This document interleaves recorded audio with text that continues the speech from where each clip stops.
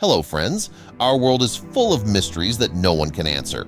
Among them are many which, due to the development of technology, humanity has not yet been able to solve. But at the same time, there are also those that are created by people themselves, and that often puzzle you. And once you find out the truth, it may shock you. But before we start, smash the like button and make sure to subscribe if you haven't, and hit that notification bell so that you won't miss any new stories. Just such a mysterious story happened to the hero, a man named Alex Cooper, who seemed to have it all. But in his old age, his life was shattered as the past caught up with him. So we take you back to Alex Cooper, a man who, at 65 years old, seemed to have achieved so much. Alex's childhood was spent in an orphanage, but that fact didn't stop him from living his life with dignity and becoming a respected man in Cranbrook, British Columbia, Canada. During these years, he had a beloved wife, 5 grown children, and 8 grandchildren. All his life, he has tried to prove to the world that he deserves better, and he succeeded. He had a large home, a loving family, and devoted friends. Not many people can say that, but in the blink of an eye, he didn't have it all. Alex ran a successful cleaning business for over 20 years, and in 1986 he decided to do something new for himself. He bought a small lorry and began delivering groceries. At the same time, the work was uncomplicated, and the income was not only enough to feed his family, but even to set aside money for holidays. As the years passed, it was time for Alex Cooper to retire. His beloved wife was looking forward to the time when they would finally have some free time, as they say, to live for themselves. But no one could even imagine at the time what lay ahead of them. On April 4th, 1987, Alex's adult daughter Layla and her husband go shopping in a neighboring town. But before they reach the supermarket, they see Alex's car parked on the side of the bridge. The car was parked with its engine switched off and closed. All this said only one thing: its owner was somewhere nearby. When we got closer to the car, we saw that Dad wasn't there.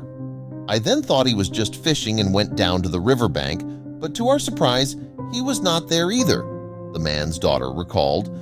The girl started to get worried because it seemed a bit strange, so she called her mother, Margaret, to find out what was going on, and what she heard soon made her nervous. She had been up all night calling her friends, but none of them had seen Alex or knew his whereabouts.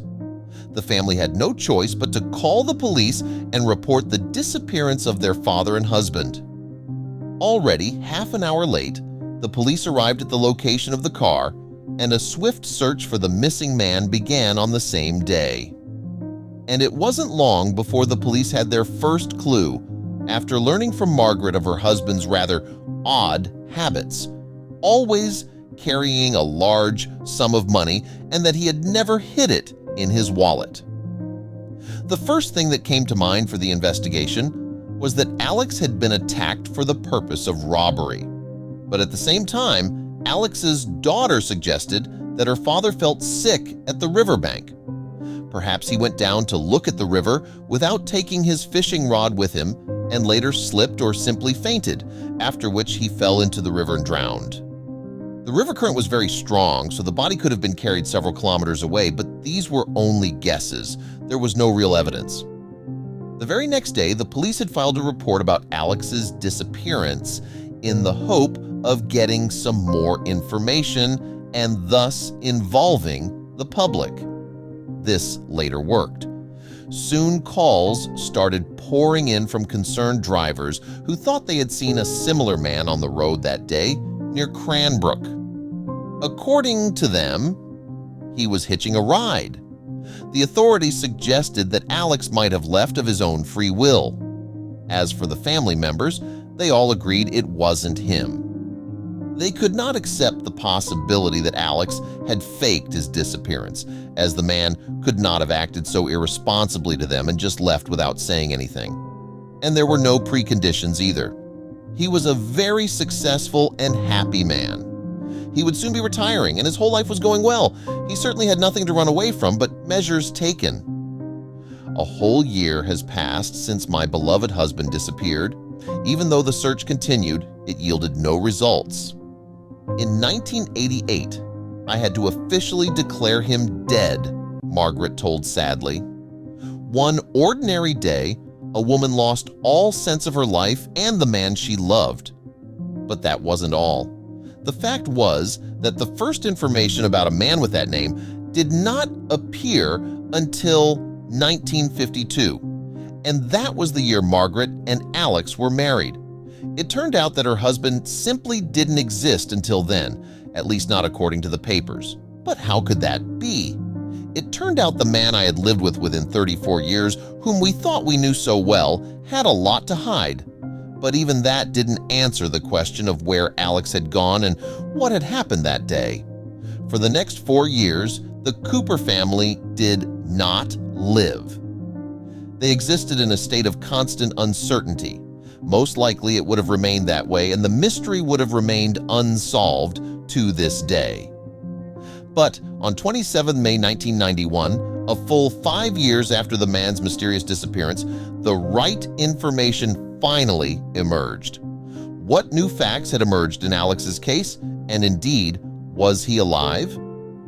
In order to give answers to these questions, we will take you to a distance of 350 kilometers from Cranbrook, where the Toronto Police received a missing person report on May 27, 1991. David Cooper, the man, lived alone, and an attentive neighbor noticed that David had been missing for several days, at which point he called the police. The patrol arrived on the call and, with the help of the landlord who was renting to David, opened the flat and began to look around. There was a picture of David on the table, which the police took with them to the police station to file a missing persons report. As many had already realized, there was an unbelievable surprise waiting for everyone. What a surprise for the Toronto police when they found a similar man in the database who had been wanted a few years earlier in another part of the mainland. In this photo, David was standing with a newborn baby in his arms and showing the photo to Margaret. She tearfully confirmed that it was her husband, Alex, and he was holding their grandson in his arms. The photo was taken in a year before his mysterious disappearance. Looking in the face of this happy man, it was hard to imagine what had made this man hide from the world. It is now clear to everyone that David Cooper is the same Alex Cooper who disappeared without a trace 5 years ago under bizarre circumstances. But there were still no answers as to what had happened then and now. After all, both Alex and David were listed as missing. As it turned out, the most interesting thing was waiting for everyone. 2 days later, on May 29th, 191, David, aka Alex, quietly and not guessing anything, comes back to Toronto. And entering his flat, he saw that somebody was in his.